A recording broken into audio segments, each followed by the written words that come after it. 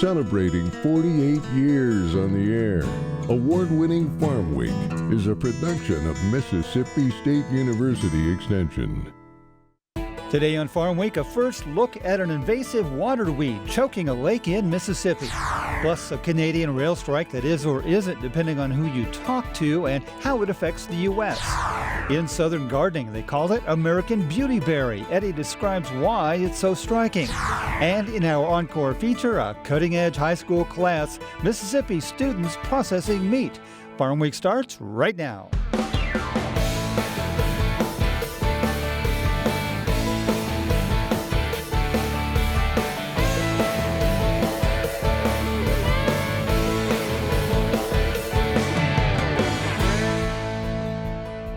Hello everyone, I'm Zach Ashmore. Thanks for joining us once again here on Farm Week. Mike Russell is out on assignment.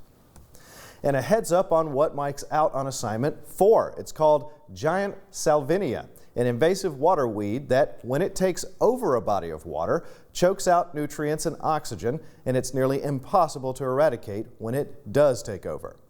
Mike is in Noxapater, Mississippi as we record this Farm Week episode. There he's at a private lake where giant salvinia threatens to take over and where experts will use drone technology in the hope of preventing that from happening. If the treatment works, it will effectively save 3 downstream bodies of water from the same fate, including Ross Barnett Reservoir, the state's largest drinking water resource and a primary source of water for Mississippi's capital city of Jackson. We were made aware of the giant salvinia problem by Jim McAdory, an extension agent for Winston County, whose Facebook post attracted the attention of the Mississippi Department of Wildlife, Fisheries and Parks. The MDWFP will act as a technical advisor for a private contractor handling the drone application. Mike will have the whole story for you next week here on Farm Week. In other news, the rail industry in Canada, America's largest trading partner, still very much in turmoil as an on-again, off-again labor dispute caused a shutdown before government-ordered arbitration put things back in motion. Peter Tubbs reports. The stoppage of the Canadian rail system is in limbo. Canada's 2 major railroads, Canadian National and Canadian Pacific Kansas City, locked out their workers Thursday morning, bringing rail traffic to a stop across Canada. CN and CPKC trains in the United States and Mexico continued running. As the largest trading partner of the United States, an estimated 25,000 rail cars cross the border between the U.S. and Canada each day. As the United States' largest trading partner, maintaining a cross-border system is important for economic growth. You know, Canada is our 4th largest export market for soybean meal at $614 million in 2023. Canada is the #1 destination for U.S. soybean oil at $106 million. So Canada itself is a very important export market for the U.S. soybean industry. On top of that, you have a lot of fertilizer that gets produced in Canada that we don't have the capacity to produce here in the United States that originates in Canada and comes to the United States. Canadian Northern trains went back in motion Friday as the railroad and union entered arbitration. The union has challenged the constitutionality of the government's action and has threatened to strike the railroad on Monday.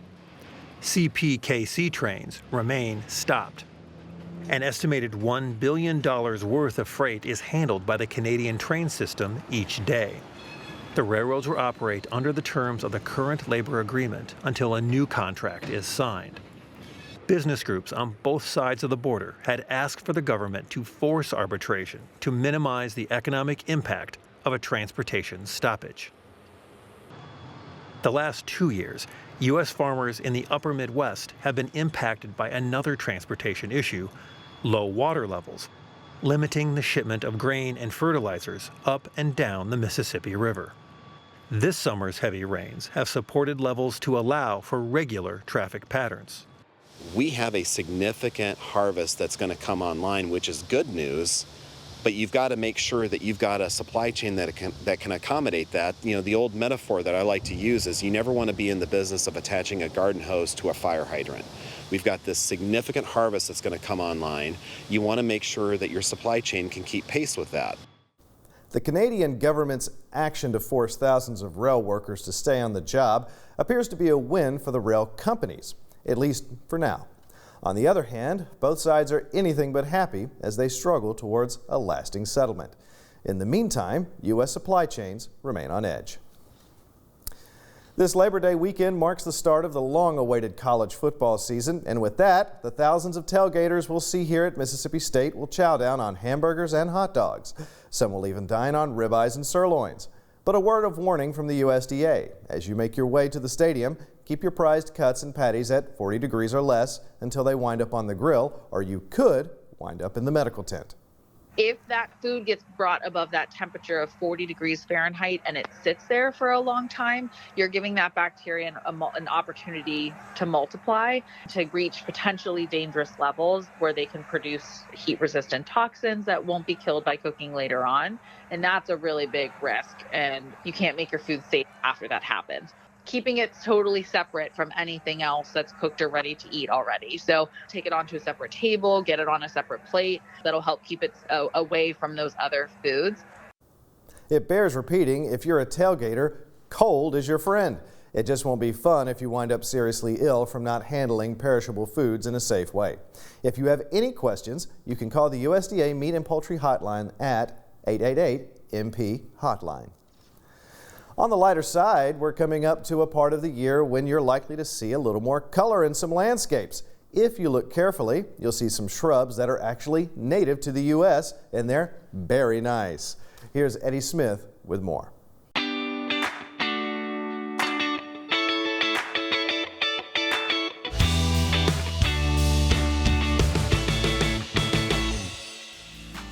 More gardeners than ever are interested in having native plants in their landscapes. One native plant that you might like to include in your landscape is the American Beautyberry. The deciduous native American Beautyberry is the variety of which gardeners are most familiar. It grows 3 to 5 feet tall and wide. This plant makes quite a statement in the landscape, but it gets its name from a gorgeous display of bright purple berries in the fall. In summer, inconspicuous white and light pink colored flowers can be found in June to July. Beautyberry's small flowers are held in tight clusters near the stems, a display that adds subtle charm to the garden in early summer. Soon after, small green berry clusters form on the stems. As summer winds down, the small green berries that follow the blooms turn a majestic purple that looks especially appealing against the backdrop of lovely green leaves. The beautiful purple berries are bright and shiny, arranged in clusters at the leaf nodes and held tightly along the arching branches. Beautyberries will grow well in partial shade to full sun in our landscapes and gardens. Long-lasting beautyberry branches can also make colorful additions to cut flower arrangements. I love the American Beautyberry in my landscape and recommend that you plant one in your landscape too. I'm Eddie Smith, and I will see you next time on Southern Gardening. We'll take a break right here, but don't go away. Coming up on our Farm Week feature, we get to the meat of the matter. A high school in Mississippi where students are taught how to cut meat. It's a skill that could come in handy for these kids as the demand for local meat lockers in the state and elsewhere has grown. Students in meat class are cutting up, but that's a good thing. The class has been so popular over the years, even some of the parents have taken it. They're loin dancing in Mississippi. That's coming up on Farm Week. Don't go away. Here's this week's Farm Week calendar. Just one item coming up quickly: registration for Master Gardener online training. There are 3 different options, all self-paced and completely online. Keep in mind that registration closes September 12th. First option, the Master Gardener volunteer option. Cost $125. And through this training, you'll become a certified Master Gardener. You'll be trained in horticulture and related areas, and in exchange for this training, you're asked to volunteer your time to help county extension offices with horticulture projects that benefit the local community. The Master Gardener Volunteer Program is a great way to gain horticulture expertise at a low cost, meet other avid gardeners, share gardening experiences, get connected to the community, and belong to a well-respected educational organization. Option 2, the home gardening course, cost $200. It's a fantastic way to get in-depth horticultural training without having to become a master gardener volunteer. Watch 11 videos with MSU Extension experts covering everything related to gardening and landscape installation and management. Take the classes at your own pace and then print off a certificate for your records. And finally, Option 3, individual classes at $25 a piece, available year-round. Learn everything from botany to plant diseases to entomology, ornamentals, honeybee care, tree care, and a lot more. The first two options, the Master Gardener Volunteer option and the Home Gardening course, open on October 1st and must be completed by December 2nd, at your own pace, completely online. To register for any of these options, visit online at msuext.ms/mg. Brought to you by Mississippi State University Extension. And that's this week's Farm Week calendar. This week in the markets, we cover several USDA reports and hear from extension experts on insect pest issues in soybeans. But first, the numbers. Let's take a look. The week's biggest gain, lean hogs, up 5.5 cents, a near 7.5% increase from the previous week. The week's biggest loss, lumber, down 24 bucks, an over 4.5% decrease from the previous week. So, several USDA reports dropped recently, the cattle on feed report and the chicken and eggs report. These give us a good idea on how things look on a national level concerning livestock. Here's what they had to say. In the cattle on feed report, cattle and calves on feed for the slaughter market totaled about 11 million head, slightly up from August last year. Placements in feedlots totaled over 1.5 million head, 6% up from last year. Marketings of fed cattle during July was about 2 million head, 8% up from last year. Other disappearance totaled 56,000 head, up 14%. In the chicken and eggs report, U.S. egg production totaled over 9 billion in July this year, down 2% from last year. Total egg-laying chickens totaled 369 million, down 3% from last year. Egg lay rate per day averaged 79 eggs per 100 layers, up slightly from last year. Egg-type chicks hatched during July this year, up 12%. Eggs in incubators totaled about 54 million, up 10%. Broiler-type chicks hatched during July this year totaled 863 million, up 2% from last year. Eggs in incubators totaled 746 million, up 3%. In row crops, many challenges facing the producer, especially this year. Commodity prices chief among them. However, insect pests also an issue, and in soybeans we've seen two particular pests rear their heads, the soybean looper and the kudzu bug. Extension entomologist Dr. Don Cook recently appeared on the Mississippi Crop Situation podcast to give advice on how to treat them. Right now we're dealing with lots of loopers. Loopers are everywhere. I've had folks say that this is the most loopers they've seen in 3 or 4 years. And they're probably at least 7 to 10 days earlier than we've normally seen them. When we had that big blow up in 22, we're probably 2 weeks ahead of that. They were just now starting that year and blew and then continue. But right now it's wide open. And we've got beans in every stage imaginable, from ones that, have already been desiccated to some that folks are not worried about the loopers out there because they're going to desiccate them in the next 3 days, to stuff that's just past R2. As you would expect, the things that have the most time have the potential for the greatest impact from them. What's our threshold for action on loopers? We have a number threshold and we have a defoliation threshold, and I personally use a combination of the two. It's 19 per 25 sweeps of greater than a half an inch, or 20% defoliation, during the flowering period or in the reproductive period. And I personally use a combination of the two, because if you've got, insects, and say you've got, 25, but you're at, 10% defoliation and you're 5, 6, 7 days from R6.5, I'm going to probably tell you to let them ride. because the defoliation is probably not going to exceed 20% before they hit R6.5. So it's very situational dependent. Now, if we're at R5.5, I'm going to say you probably can ride them for a week, but you're going to have to deal with them unless they crash. Loopers are non-native. They're a tropical insect. They do not overwinter here. They have to migrate in. And to me, what seems to trigger certain environmental conditions, which up until last year, we always said if it gets cool, we get a cold front, temperature gets down, usually in like mid to low 60s at night, it's a stress, makes them more susceptible. Last year, I saw it with those really high temperatures we saw in August. I'd never seen that before, so I think it's just stress on the insects from environmental conditions makes them more susceptible. Everybody's hopeful, but I have not seen the first disease looper yet. Now we're jumping back and forth between these two insects, but then what's your threshold for kudzu bugs? It is 25 nymphs per 25 sweeps, so 1 nymph per sweep.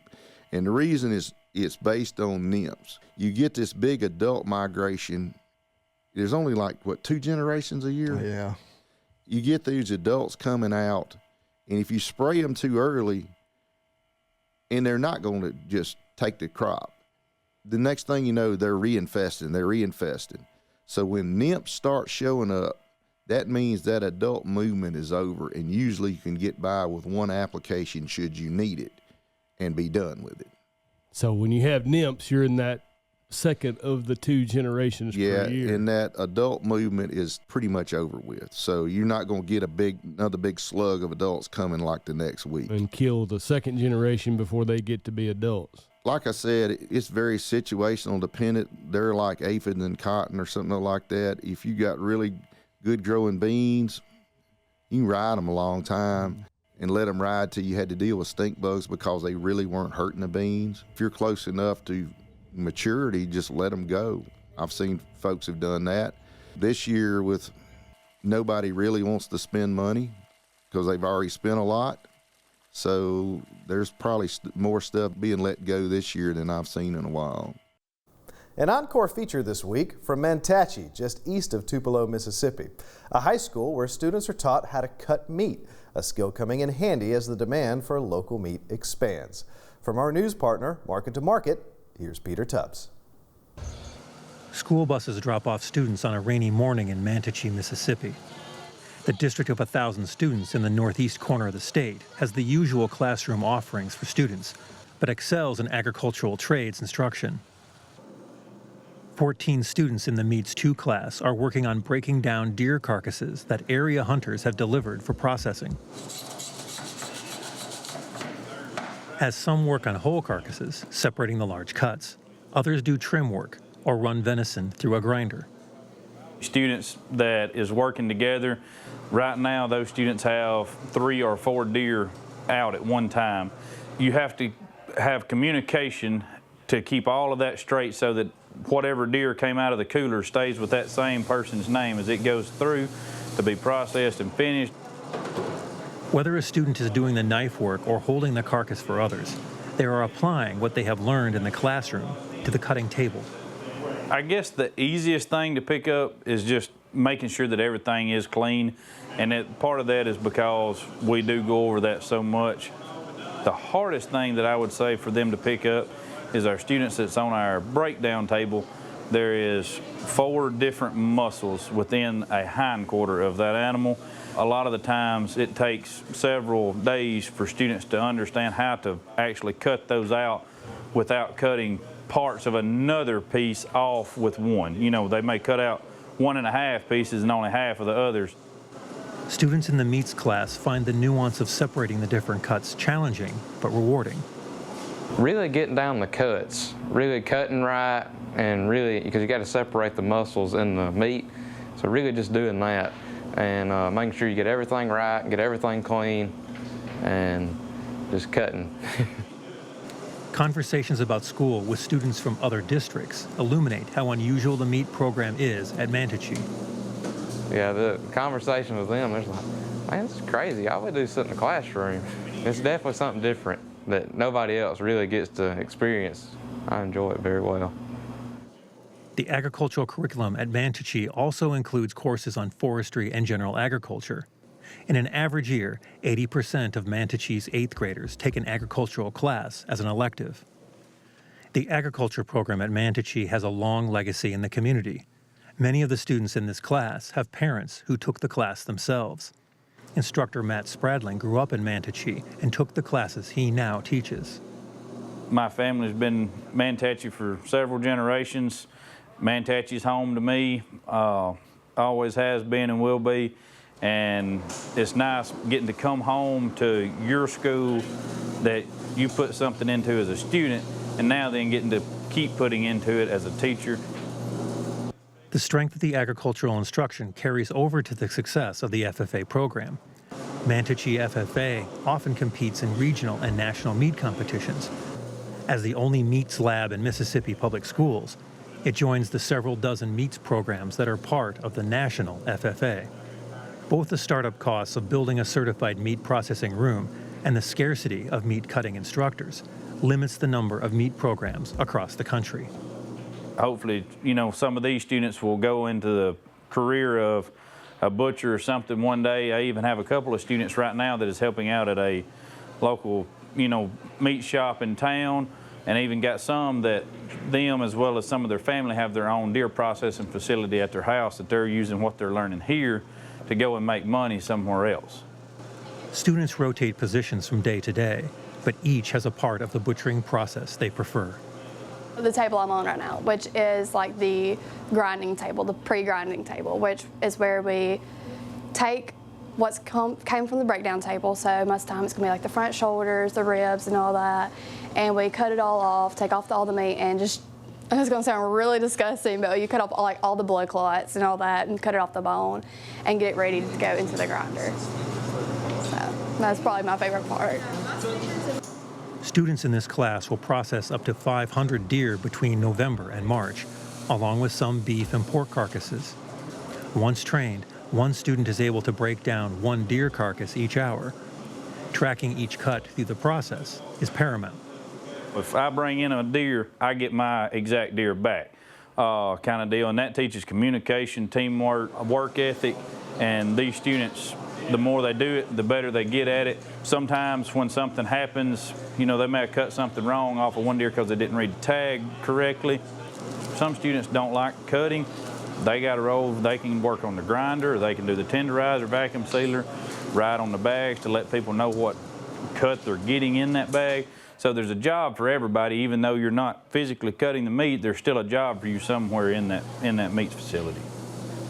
Even though the number of those who pursue meat sciences as a career is small, Spradling agrees learning a hands-on skill can leave students with the courage to try new things and enter the job market with the confidence to learn new skills.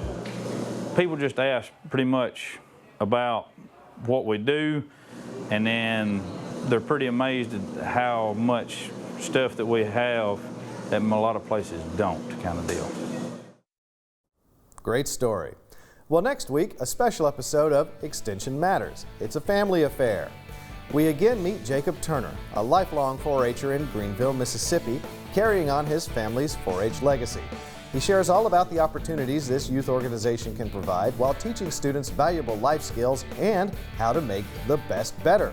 Learn how he's making an impact on his community and demonstrating just how much Extension matters. That's next time on Farm Week. Before we go, we pay homage to our Mississippi Flywheelers story last week, those who collect antique tractors. In Nebraska, an 80-year-old farmer celebrating his birthday who has a collection of tractors unlike almost any other farmer on the planet. Watch this. When you imagine a Cornhusker, such a great tractor. You may as well picture the Dreesen family. We farm together, and Taylor's going to take over when I kick the bucket. 4 generations: Wayne, Tim, Taylor, and little one Toby. It started with Wayne Dreesen's father, who died just a few days before Wayne's high school graduation. So Wayne took over the farm. I went 10 days and bought a new tractor. And then everybody was happy. Until the 1980s, they were near 144th and Blondo streets. We had to get out of there. They put schools in, and Public Power took some of our land at that time, went through condemnation two times there. Wayne took his family northwest to Bennington. From that tractor he bought in high school to 51 now. He's built a fleet for farming and a family for tradition. Taylor's picking up right where Dad started, and his dad started to keep him going. In the Dreesen family, you're never too young to take part. This is when we start to brainwash them. Toby here on the right and his dad's younger self. They're a portrait of Nebraska family farming living on. Together, the Dreesens farm 1,700 acres of corn and soybeans, a harvest that turns into anything from ethanol to taco shells. Tractors have come a long way since 1939. Sent Taylor to school to Milford to learn diesel mechanics. The industry is changing, and so is the landscape. Development again encroaching too close for comfort. We thought we moved a long ways. It was in '84. Like you say, now it's not. Regardless of how much Nebraska changes around them, I'm not moving away again. They might. I'm not. The Dreesens plan to carry on the Cornhusker tradition. On your side in Bennington, Bella Caracta, 6 News. And quite a tradition it is. Remember, if you missed a story, look for past episodes of Farm Week on our website at farmweek.tv. And don't forget to follow us on Facebook and YouTube. We'll see you next week. Thanks for watching.